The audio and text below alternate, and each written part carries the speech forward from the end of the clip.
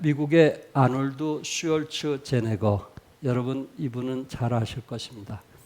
캘리포니아의 지사이면서 영화 배우이자 성공한 재벌가입니다. 그런데 이분이 그 어릴 때부터 항상 자신은 부정적인 생각보다는 긍정적인 생각을 가지고 살아왔다 하는 이야기를 하고 있습니다. 나는 아주 어릴 때부터 원하는 것을 가질 수 있다고 믿었습니다. 한 번도 그것을 의심해 본 적이 없었습니다. 저는 처음 참가한 미스터 유니버스 대회에서 마치 우승자가 된 것처럼 대회장을 걸어 다녔습니다. 마음속으로 이미 수없이 우승 장면을 그려 놓았기 때문에 제가 우승하리라는 것을 확신했습니다. 없는 것을 있는 것 같이 바라보았습니다. 아직 우승도 안 했는데 제가 우승한 것처럼 마음에 바라보았습니다. 영화 배우로 진로를 바꾸었을 때에도 성공한 영화 배우의 모습을 마음속에 생생하게 그렸습니다.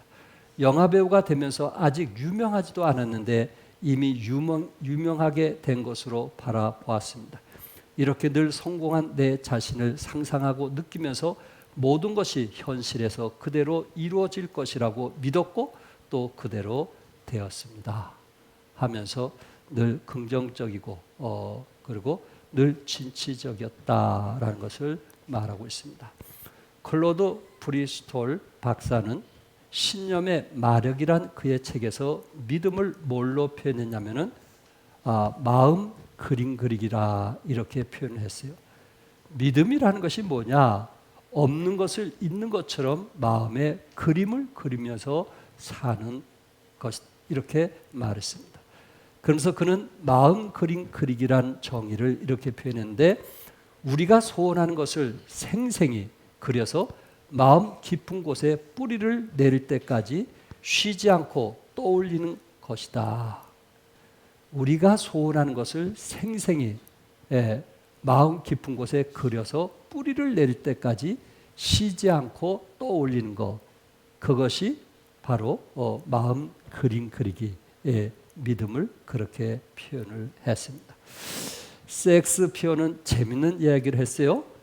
미덕을 갖추지 못했다면 가진 척이라도 하라. 미덕을 가지지 못했다면 가진 척이라도 하면서 좀 살라. 좀 긍정적으로 살라. 죽는 소리 하지 말고 좀 가진 척이라도 하고 살라. 있는 척이라도 하라. 없는 것을 있는 것 같이 부르시는 분은 하나님이시니까 좀 있는 것처럼 살라. 자신이 되고자 하는 사람이 되기 위해서는 그런 사람이 되었을 때 자기의 모습을 이미지로 그려 마음속에 항상 간직하고 바라보라는 의미에서 말을 했습니다. 우리는 이런 그 소원과 또한 이렇게 마음에 그리는 것을 바라봄의 법칙이라고 말을 합니다. 우리 마음에 소원이 이루어질 것을 믿고 그것을 바라보며 나갈 때 소원이 내게로 다가오거나 아니면 내가 그 소원으로 다가가서 이루어지는 것입니다. 믿음은 바라는 것들의 뭐라고요? 실상이라. 오늘 이 시간에 하늘에 소망을 둔 믿음의 영웅들의 그 신앙의 특징에 관해서 함께 나누면서 은혜를 받기 원합니다. 첫째, 믿음의 그 영웅들은 내일의 죽음을 생각하며 살았다라는 말입니다. 우리 13절 같이 읽겠어요. 시작. 이 사람들은 다 믿음을 따라 죽었으며 약속을 받지 못하였으되 그것들을 멀리서 보고 환영하며 또 땅에서는 외국인과 나그네임을 증언하였으니, 이 믿음의 사람들은 다 히브리서 11장에 기록된 믿음의 사람들 모두 다 믿음을 따라 죽었다 이렇게 말씀하고 있습니다. 믿음을 따라 죽었다는 것은 믿음 안에서 죽었다라는 말입니다. 죽는 순간까지 하나님의 약속의 말씀을 믿고 죽었다라는 말입니다. 종말관에는 세 가지 요소가 담겨 있습니다. 개인의 종말에 관한 것, 개인적인 종말관. 우리 구덕현 지사님처럼 이렇게 육신의 죽음, 개인의 종말에 관한 것. 또한 우주의 종말에 관한 것. 우리는 종종 사람들이 입과 입으로 말세가 다 됐다라는 말을 합니다. 어떤 자연의 재해를 보면서 말세다 이런 말을 합니다. 우주의 종말에 가는 것. 그리고 세 번째는 예수님의 재림에 관한 것입니다. 인생의 종말, 역사의 종말, 예수님의 재림이라는 이 놀라운 내일의 사건에 대해서 여러분과 제가 관심을 갖게 될 때 우리는 믿음의 영웅처럼 살아갈 수 있다라는 말입니다. 히브리서 9장 27절에 한 번 죽는 것은 사람에게 정하신 것이요 그 후에는 뭐가 있다 그랬어요? 심판이 있다. 여기서 죽음을 두 가지로 말하고 있는데 첫 번째 죽음은 육신의 죽음입니다. 이것은 누구나 다 긍정할 것입니다.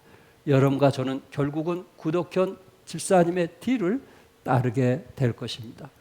유엔에서 제공하는 자료에 의하면 하루에 사망하는 사람은 15만 명이 넘는다고 합니다. 15만 명.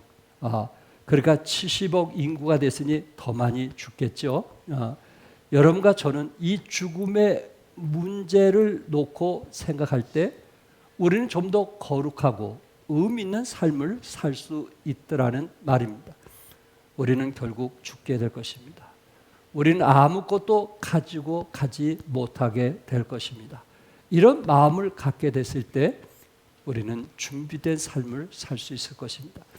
두 번째 죽음은 영원히 뭐를 받는다는 거요? 심판을 받는다는 것입니다. 그 후에는 뭐가 있으리니?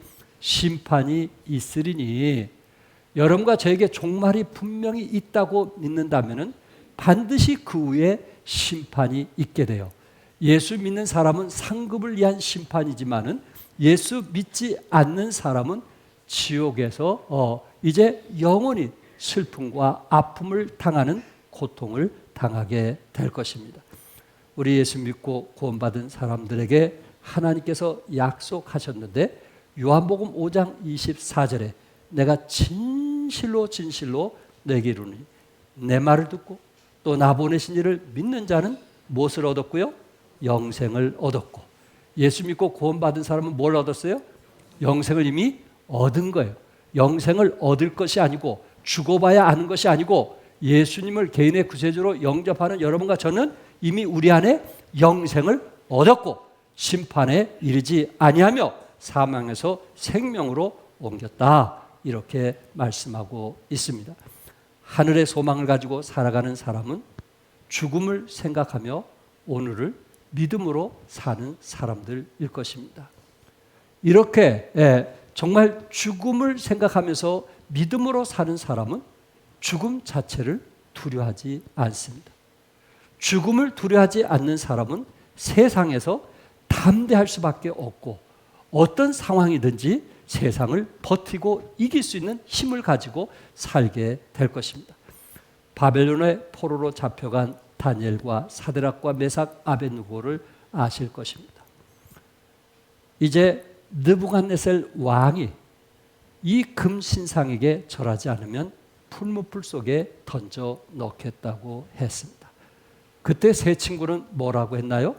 사드락과 메삭과 아벳느고가 왕에게 대답하여 이르되 느부갓네살이여 우리가 이 일에 대하여 왕에게 대답할 필요가 없나이다. 왕이여 우리가 섬기는 하나님이 계시다면 우리를 맹렬히 타는 풀무불 가운데서 능히 건져내시겠고 왕의 손에서도 건져내시리라. 그렇게 하지 아니하실지라도 왕이여 우리가 왕의 신들을 섬기지도 아니하고 왕이 세우신 금신상에게 뭐하지도 절하지도 아니할 줄을 아옵소서. 당시 느부갓네살 왕이 가장 무섭고 독한 왕으로 알려져서 신하들이 그 왕 앞에 얼굴을 제대로 못 봤다고 할 정도로 무서운 존재라고 합니다. 그런데 다니엘과 세 친구는 느부갓네살 앞에 자신이 믿는 신앙에 대해서 분명히 선포했던 것입니다. 어떻게 이룰 수 있었을까요?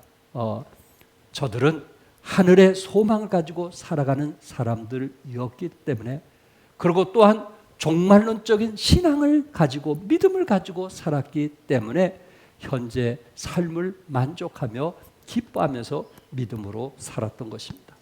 히브리서 11장 13절에 이 사람들은 다 믿음을 따라 죽었으며 약속을 받지 못하였으되 그것을 멀리서 보고 환영하며, 멀리서 보고 환영했다라는 말은 기뻐했다라는 말입니다.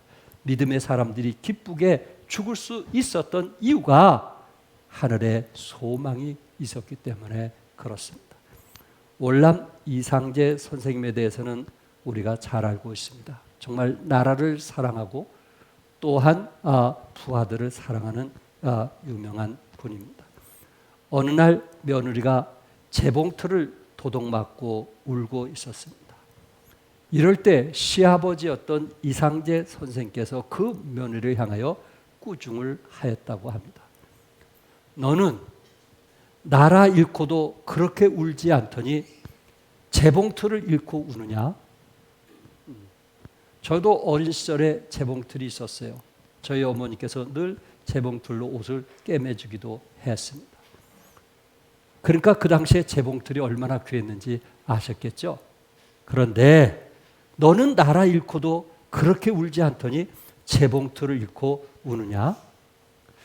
여러분과 제가 지금 울고 힘들어하고 어려운 것이 무엇입니까? 혹시나 그럴 일이 없겠지만 불평하고 원망하는 일들이 무엇입니까? 그것이 하늘의 소망에 관한 것입니까? 우리 자신의 하찮은 일들입니까? 우리가 하나님의 약속을 믿는다면 우리는 적은 일에 마음을 빼앗겨서는 안 된다는 것을 말씀하고 있습니다. 두 번째는 더 나은 본향을 바라보며 살았습니다. 우리 13절 같이 읽겠어요. 시작. 이 사람들은 다 믿음을 따라 죽었으며 약속을 받지 못하였으되 그것들을 멀리서 보고 환영하며 또 땅에서는 외국인과 나그네라 증거하였으니 그것들을 어디서 보고요? 멀리서 보고 환영했다. 16절에서는 그들이 이제는 더 나은 본향을 사모하니 곧 하늘에 있는 것이라. 믿음의 영웅들은 더 나은 본향을 사모했고요, 더 큰 재물을 이제 더 소중히 여겼고요, 그리고 더 좋은 부활을 얻고자 애썼던 사람들입니다. 예수 믿고 구원받은 사람들의 그 특징이 뭐냐면은 더 나은 본향, 더 큰 재물, 더 좋은 부활, 이 세상 것을 뛰어넘어서 더 좋은, 더 나은, 또한 더 좋은 부활을 얻고자 하늘의 보좌를 바라보며 살아갔던 사람들입니다. 오늘날 많은 젊은이들이 세상살이에 만족하여 천국에 대한 소망을 잊어가며 살아가는 모습이 안타까울 때가 있습니다. 대마처럼 세상을 사랑하여 물질에 만족하며 세속적인 삶을 살면서 천국에 대한 확신과 사모함을 멀리하고 있다는 것입니다. 사랑하는 성도 여러분, 하나님께서 우리를 위하여 늙음과 슬픔과 아픔이 없는 천국을 예비하셨다는 것을 믿는다면 우리는 당장 세속적인 이익에 매달리면서 나약하게 살아가거나 천박하게 살지 않기를 바랍니다. 본문에서 이 사람들은 다 무엇을 따라 죽었어요? 믿음을 따라 죽었으며 믿음을 따라, 믿음으로 살고 믿음으로 죽었다라는 말입니다. 믿음으로 따라 죽었던 대표적인 한 사람을 말씀을 드린다면은 히브리서 11장 22절에 믿음으로 요셉은 임종시에 이스라엘 자손들이 떠날 것을 말하고 또 자기의 뼈를 위하여 명하였으며, 자기 뼈를 고센 땅에서 어디로? 이스라엘로, 약속된 그 믿음의 선배들 그 속에 묻혀지기를, 이장하기를 위해서 유언으로 남겼습니다. 여러분, 요셉은 애굽의 총리였잖아요. 그리고 요셉은 이제 이미 이스라엘 가나안 땅에서 살아봤고 또한 애굽의 고센 땅에서 살아본 사람이거든요. 그리고 이스라엘 백성들이 자기 때문에, 그 식구들이 자기 때문에 고센 땅으로 와서 살면서 어떤 마음을 가졌냐면은 약 200만 명이 넘을 정도로 이렇게 숫자가 많았음에도 불구하고 어떤 마음을 갖게 되냐면은 자기가 죽은 후에는 이스라엘 백성들이 애굽에 떠나지 않고 가나안 땅에 가지 않고 애굽의 땅에 살 것을 너무 잘 알았던 거예요. 왜? 이스라엘 땅에 비하면은 애굽 땅은 옥토와 같은 땅이거든요. 고센에서 살게 되는데 이 고센 땅에서 흐르는 나일강의 길이가 6,700km 정도입니다. 6,700km. 그러면 갈릴리 바다, 유명한 갈릴리 강의 길이가 몇 킬로냐면은 97km거든요. 대한민국의 한강은 481km 정도라고 합니다. 그러니 이스라엘의 갈릴리 강이 아무리 유명할지라도 고센의 땅에 흐르는 그 나일강 길이에 비하면 아무것도 아닌 거예요. 과거의 옛사람들은 집을 짓든지 농사를 짓든지 강가 중심으로 농사를 짓고 살았던 거 아시죠? 왜? 그것이 땅이 좋고 곡식이 무르익기 때문에 일부러 그런 곳에 집을 지고 농사를 지었던 것입니다. 그러니 고센 땅에서 살던 이스라엘 백성, 애굽의 문화와 영향을 받으면서 또한 그 최고의 나라로서 그 교육의 그 영향을 받으면서 자식들이건 부모건 떠나려고 하겠느냐 말이에요. 떠나려고 하겠느냐 말이에요. 그곳에는 모든 것이 다 풍성한데, 과일도 풍성하고 곡식도 풍성하고 모든 것이 풍성한데 일부러 애굽에서 살려고 하는 것이 그 당시에 모든 사람의 마음인데 일부러 왜 떠났냐 말이에요. 요셉은 그것을 너무나 잘 알았습니다. 430년 동안 살았던 애굽에서 떠난다는 것은 쉽지 않다는 것을 요셉은 알았습니다. 여러분이 잘 아신 대로 요셉은 성공한 사람입니다. 온 애굽 사람이 요셉을 우러러보고 리더자로 많은 사람들이 따랐습니다. 남들이 부러워할 만큼 부귀와 영화를 다 누리고 살았던 사람입니다. 애굽의 피라밋, 무덤들이 유명하듯이 만약에 요셉이 가나안 땅으로 가지 않겠다고 했다면 그는 엄청난 큰 피라밋을 지어 주었을 것입니다. 그럼에도 불구하고 요셉은 유언을 합니다. 당신들이 반드시 가나안 땅으로 가길 원하고 가나안 땅에 갈 때 나의 해골을 그곳으로 이장시켜달라고 유언을 합니다. 그 이유가 뭘까요? 창세기 15장 13절과 14절에 보면 여호와께서 아브라함에게 이르시되 너는 반드시 알라. 네 자손이 이방에서 객이되어 그들을 섬기겠고 그들은 400년 동안 내 자손을 괴롭히리니 그들이 섬기는 나라를 내가 징벌할지며 그 후에 네 자손이 큰 재물을 이끌고 나오리라. 너는 장수하다가 편안히 조상에게로 돌아가 장사될 것이요. 하나님께서 아브라함에게 약속하셨어요. 400년 동안 애굽에서 노예 생활하다가 가나안 땅으로 오게 될 것이다. 그리고 가나안 땅으로 오게 될 때 큰 재물을 이끌고 나오리라 이렇게 말씀했어요. 이 말씀이 이루어졌어요? 안 이루어졌어요? 큰 재물을 얻어서 나왔어요? 못 얻고 나왔어요? 큰 재물을 얻고 나왔거든요.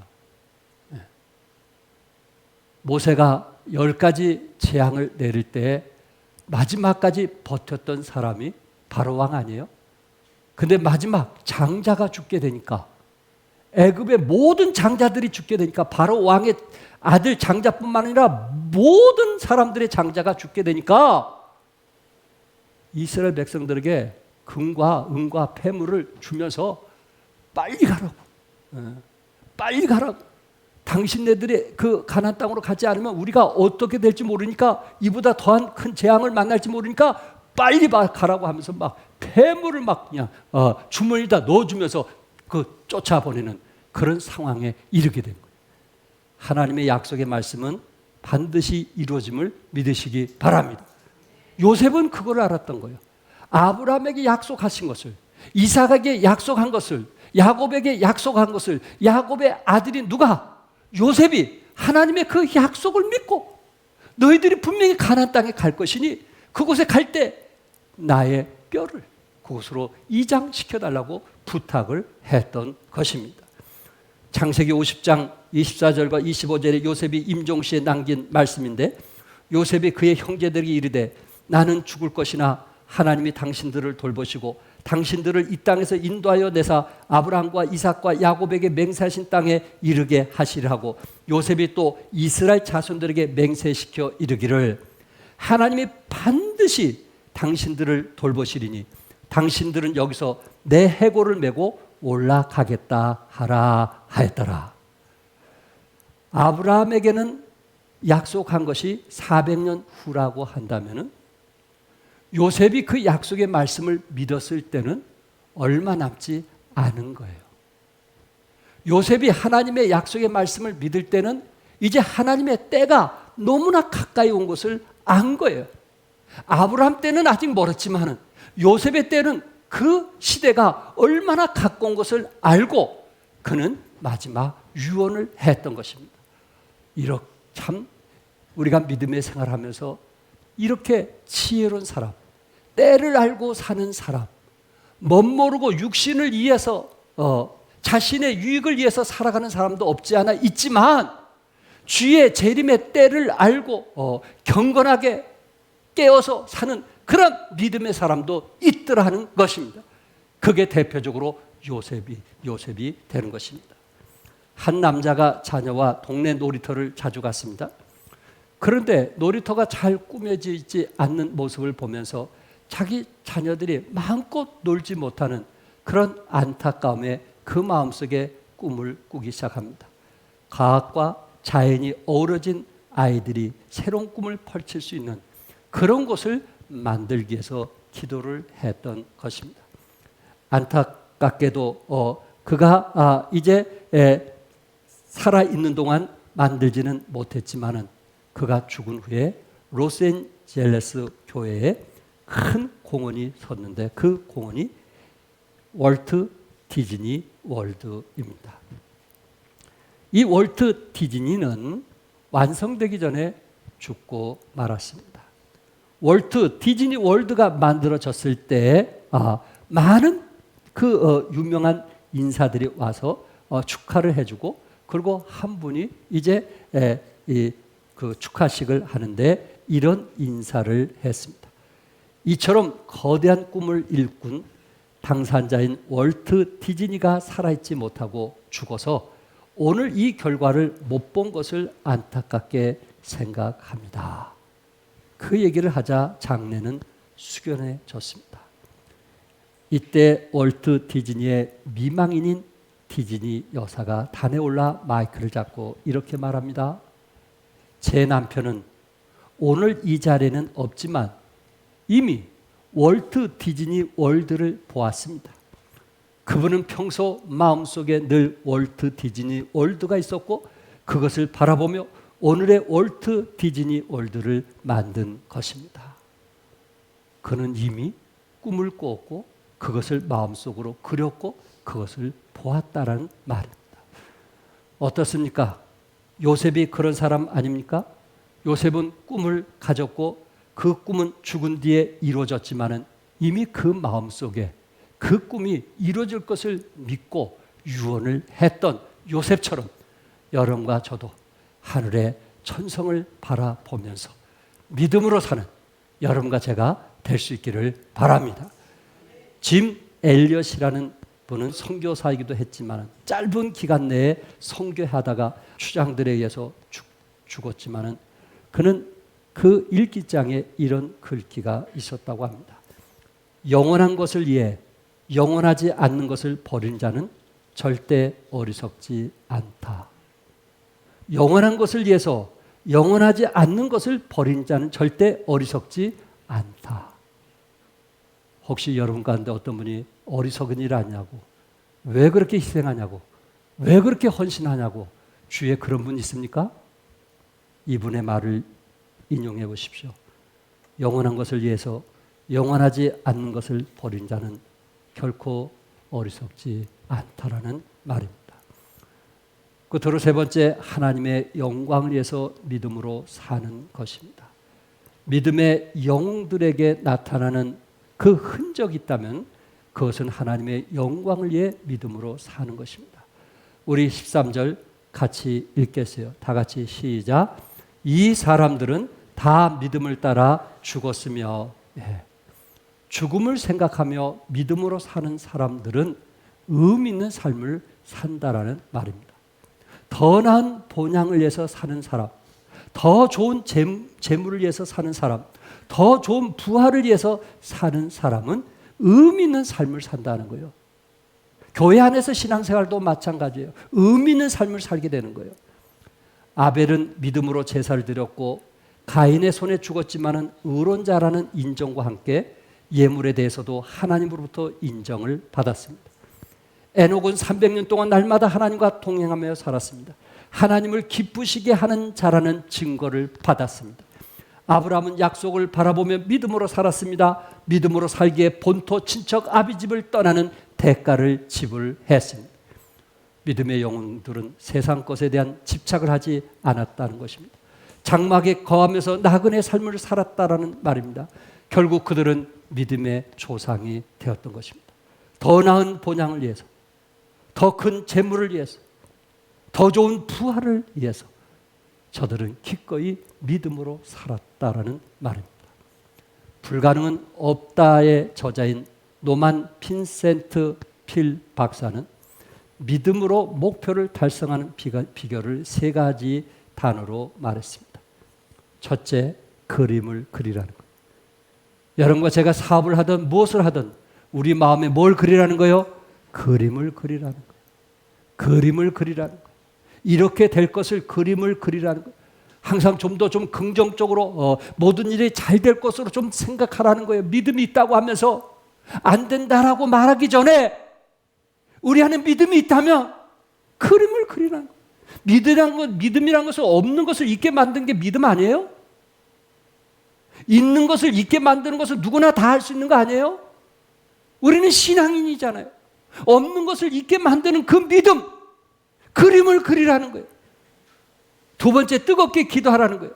세 번째, 실현하라는 말씀입니다. 나폴레옹 장군에게 부하가 달려와 급히 보고합니다. 장군님, 상황이 좋지 않습니다. 그러자 나폴레옹은 말합니다. 무슨 소리? 상황은 내가 만드는 거야. 무슨 말하는 거야, 자네? 상황은 내가 만드는 거야. 그러면서 그의 전쟁에서 승리를 했다고 합니다. 나폴레옹이라는 한 사람도 상황은 내가 만드는 거야, 이렇게 말할 수 있다면 만물을 창조하신 하나님이 우리의 아버지라면, 상황은 누가 만드시는 거예요? 하나님이 만드시는 거예요. 믿으시면 아멘 하세요. 하나님이 만드시는 거예요. 뭘 두려워해요? 뭘 염려해요? 뭘 걱정해요? 뭘 낙심해요? 상황을 만드신 하나님이 나와 함께 계시는데, 그분이 나의 아버지인데. 한 예를 드리고 마치려고 합니다. 헨리 모리슨이라고 하는 아프리카 선교사 얘기는 제가 한두 번 한 것 같습니다. 그는 금세기 초 아프리카에서 40년 동안 선교사로서 일을 하셨던 분이고, 또한 그 선교를 40년 동안 하면서 건강을 잃고요, 또한 아내를 잃고요, 또한 자식까지 잃은, 어떻게 보면은 참 형편없는 모습의 사람이었습니다. 늙은 선교사가 되어 고향인 미국으로 돌아올 때에 그가 타고 돌아온 배에 아프리카의 한 국가를 방문 후 코끼리 사냥을 하고 돌아오는 루스벨트 미국 대통령과 함께 타고 오게 되었습니다. 배가 뉴욕 항구를 입항하고 대통령이 내리자 붉은 레드 카펫이 깔리고 군악대의 빵빠레 소리가 이제 울리게 되었습니다. 그리고 많은 사람이 나와서 대통령을 환영했습니다. 대통령 일행이 항구를 빠져나간 후 모리슨 선교사가 항구에 출구로 나서자 레드 카펫도 없었고 군악대 빵빠레 소리도 멎은 후였고 또한 그를 마중 나온 사람도 아무도 없었습니다. 선교사님은 저녁 노을진 하늘을 향해 이렇게 소리치고 싶었답니다. 주님, 이것이 40년간 아프리카에서 저의 청춘을, 저의 건강을, 그리고 저의 일생을 바친 결과란 말입니까? 이렇게 외치고 싶었다고 합니다. 그때 그는 저녁 노을 사이로 말씀하시는 조용한 한 음성을 들었다고 합니다. 헨리야, 사랑하는 아들아, 너는 아직 고향에 오지 않았지 않느냐? 네가 고향에 돌아온 날 레드 카펫이 아닌 황금의 유리길로 너를 깔아줄 것이고 군악대가 아닌 천사들의 나팔 소리로 너를 환영할 것이다. 그리고 내가 너를 마중할 것이다. 그런 음성이 들리더란 말입니다. 사랑하는 성도 여러분, 더 나은 본향을 위해서, 더 큰 재물을 위해서, 더 좋은 부활을 위해서 지금까지 종안교회를 위하여 한 길을 걸어온 사랑하는 성도 여러분, 우리의 죽음이 천국을 입성하게 될 것이고 우리 주님께서 일어나서 여러분들을 대환영하실 것이고 또한 우리를 축복하실 그날을 고대하면서 낙심과 실망과 좌절하지 말고 다시 일어나 함께 일하는 여러분과 제가 되기를 주님의 이름으로 축복합니다. 기도하겠습니다.